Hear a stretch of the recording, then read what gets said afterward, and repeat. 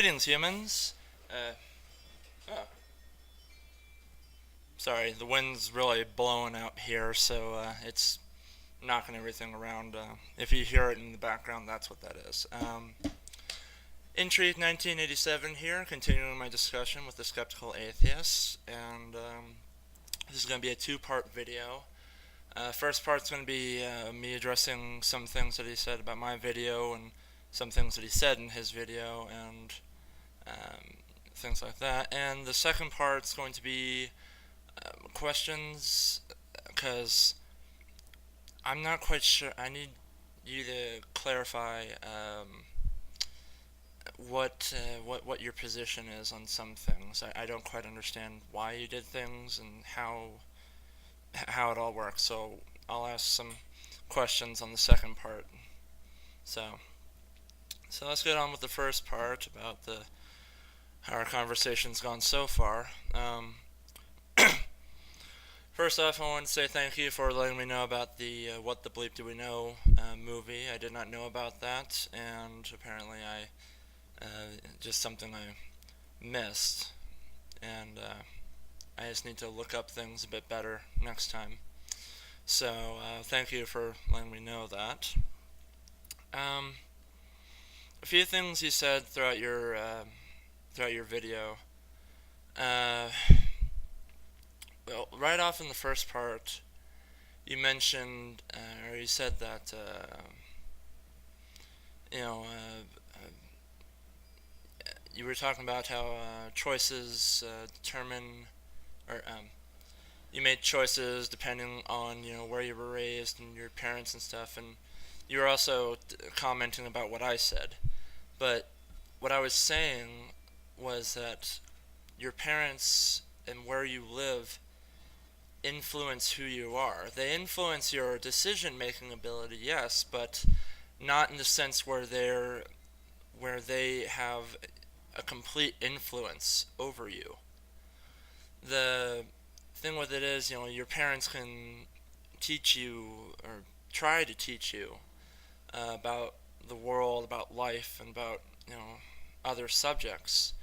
And teachers teach you about, give you your education, and your environment can have an effect on who you are, how you react to certain things. But it doesn't mean that, I don't believe it means that everything that you are comes directly from them.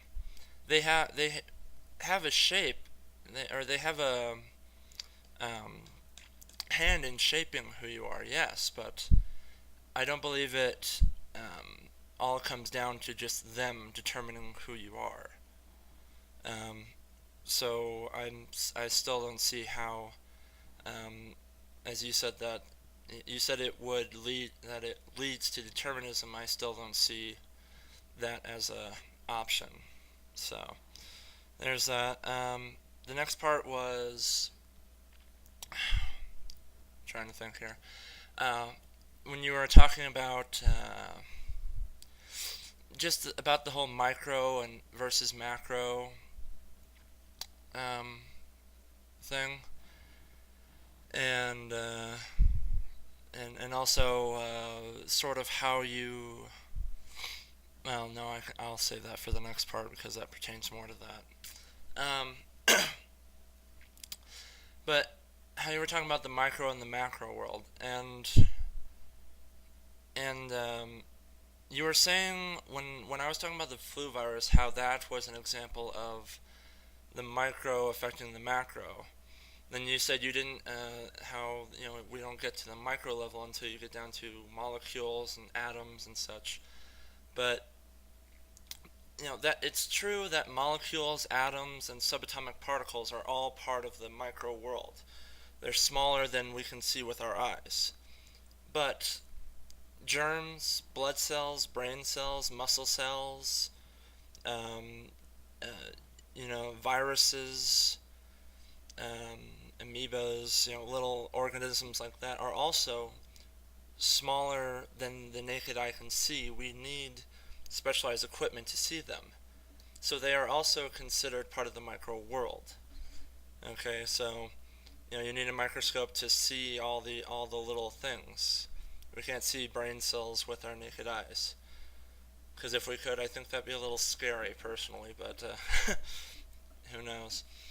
Um, so there was that point um, that the flu virus is considered part of the micro world, and that it does and did and still does have an effect on our macro world and our world today because of the flu virus.